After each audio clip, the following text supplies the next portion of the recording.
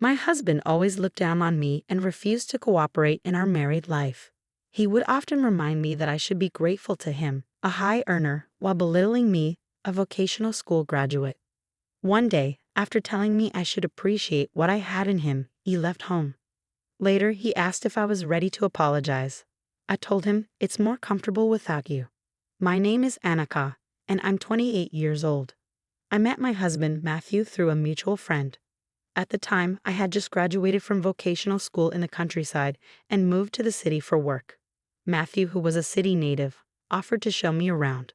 "You must be lost since you're new here. Ask me anything about the place," he said. Grateful for his help, I accepted his offer, especially when I was confused about things like train transfers.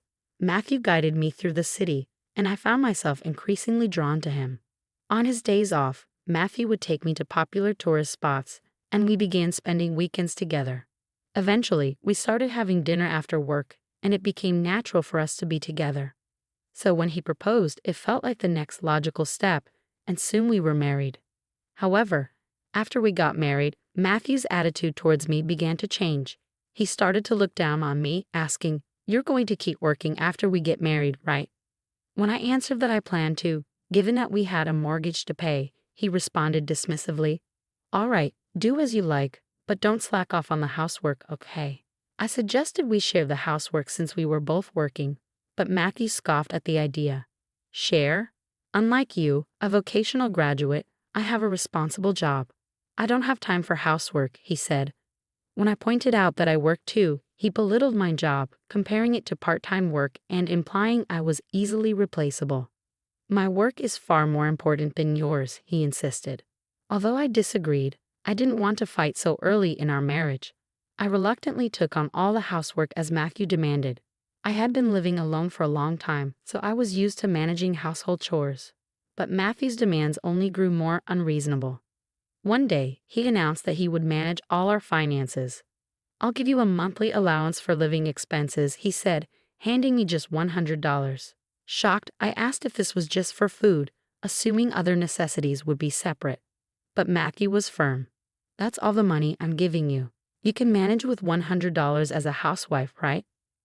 I tried to explain that $100 wasn't enough to cover food, daily necessities, and medical expenses, but Matthew dismissed my concerns. He insisted I could make it work and warned me not to skimp on meals, despite his pickiness about the menu. He would complain if I served anything less than luxurious meals, demanding expensive cuts of meat even though the budget made it impossible. When I asked if we could use some of our savings for living expenses, Matthew grew angry. "The balance is decreasing. I can't increase your allowance," he snapped. When I asked why we weren't saving as much as expected, he avoided the question, suggesting that the $100 I received was still too much. I questioned his spending habits, particularly his late nights out, suspecting it was the cause of our dwindling savings. But Matthew dismissed my concerns, saying his drinking was necessary for business relationships and entertaining. Don't criticize. It became increasingly clear that Matthew was using the money in our joint account however he pleased, without even bothering to check the details. As I looked deeper into our finances, I discovered it wasn't just his drinking habits draining our savings. He was also spending money on his hobbies, justifying it as a break from work, and doing whatever he wanted. No wonder our savings were dwindling. "Hey, the money in our joint account is what we both contributed when we got married, right? Shouldn't we be saving a bit more?" I asked Matthew. He snapped back, "Don't be so noisy. I'm supporting you. You should be grateful to live under a high earner like me." Matthew's salary was $1,500 a month, far from what I consider high. But in his company, he was on the higher end of the pay scale. This inflated his ego, and he convinced himself he was a high earner. "Listen," he continued, "unexpected at the company. I'm juggling many jobs, managing clients, and that's why there are so many entertaining events. It's not my fault the drinking parties have increased. It's just how it is. People are getting laid off left and right, but not me. My competence is needed by the company." His reasoning was entirely selfish, and I finally couldn't hold back any longer. "Let me be clear, $1,500 isn't a high salary by today's standards. For your age, it's actually quite low. And if you're saying you're a high earner, then isn't it just that your company's salary level is low?" "What did you say?" Matthew was furious. Also, if you're going drinking for work, the company should be covering it as an expense. It's strange that you're paying for it out of pocket. Well, it's common, isn't it? He replied defensively. And those people who quit, were they really laid off due to restructuring? I pressed. What do you mean? Matthew asked, taken aback. Well, no one explicitly said it's restructuring, but the employees are leaving regularly. Isn't it that everyone hates the company's harsh nature? The salary is low, overtime pay is minimal, and they don't even let you expense business-related drinking. It sounds like your company might be what they call a black company, don't you think? What did you say? Matthew was furious. People like you who work for low wages without questioning anything are valuable to the company in a way. But don't you think you're being used rather than being relied upon? I realized I had said too much, but it was too late. Matthew's face turned bright red, and his shoulders began to shake. You, a country bumpkin and a vocational school graduate, wouldn't understand society. $1,500 is not a low salary, you're just a sore loser. A sore loser? I saw your pay stub the other day. You only made $1,000, he said smugly. Where did you see that? I asked, shocked. The deposit statement was left on the desk. Fool, no matter how much you talk back to me, you still earn less than me. If I don't support you, you can't even live on your own, he said triumphantly. Matthew continued, this is your punishment for defying me. I'll stay at my parents' house for a while. Try living on your own, you'll understand how much you need me. Parents' house? You can't be serious, I said, watching as he quickly packed his things. I'll take both the joint account and my personal account passbooks and cards. You'll manage with just your earnings, won't you? With that, Matthew left, leaving me to live alone. Once I started living on my own, I quickly realized how comfortable it was. There was no one to complain about the menu and I could cook whatever I wanted.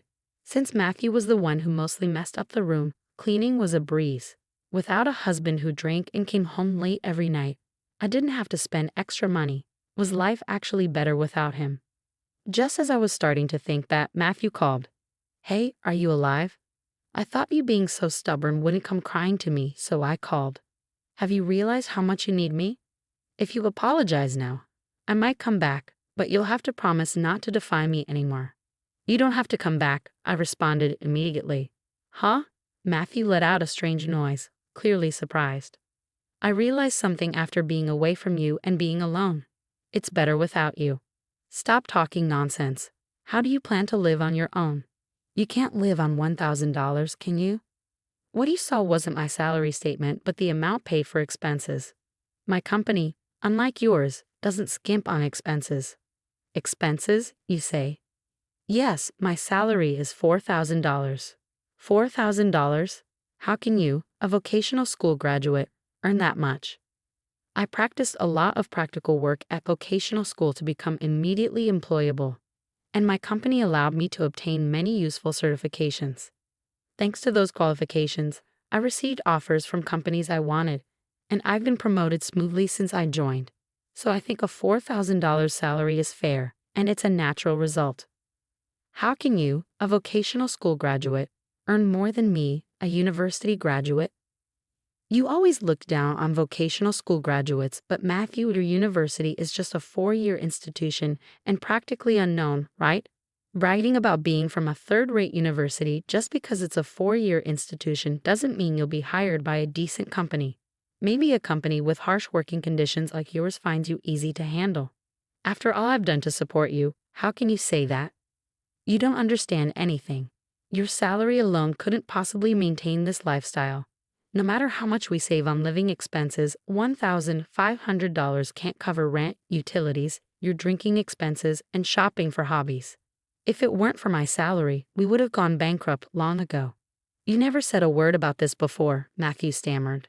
You were the one managing the account, right? I assumed you noticed. I'm surprised you had no sense of urgency, even though the balance was steadily decreasing. I didn't have time to look at that all the time. Both our salaries are our money. Yes, that's true. I didn't care who earned more as long as our savings were growing. I had no problem using my salary for our future, but it seems that my salary wasn't going into savings at all. But all that money was spent on your drinking parties and hobbies, I said, my patience finally wearing thin. I've had enough of that, and I've realized I don't need you anymore. So you don't have to come back. Wait, are you breaking up with me? Matthew's tone suddenly shifted from arrogance to desperation. But if my salary is gone, you won't be able to live, right? It was clear he was becoming frantic. Wait, don't leave me, he pleaded. His sudden change of heart was almost laughable, given how he previously boasted about supporting me. I decided to throw his own words back at him.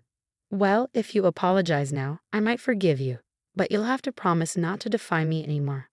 I understand. I promise, Matthew stammered. Really? Yes. I'll even increase the living expenses I give you, he added desperately. I couldn't help but laugh at his offer.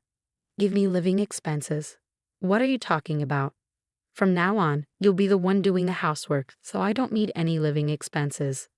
Me? Doing housework? He asked, incredulous. Yes. You said it yourself. It's only natural for the one who earns less to do the housework. Between your $1,500 and my $4,000, you as a university graduate should be able to figure out who earns less, right? From now on, I'll give you living expenses and you'll do the housework. I'll manage the finances. But housework is a woman's job, right? Matthew tried to argue, clearly struggling with the idea. Oh, are you defying me already? Planning to break the promise? I warned him, my tone firm. I'm ready to divorce any time, you know. Wait.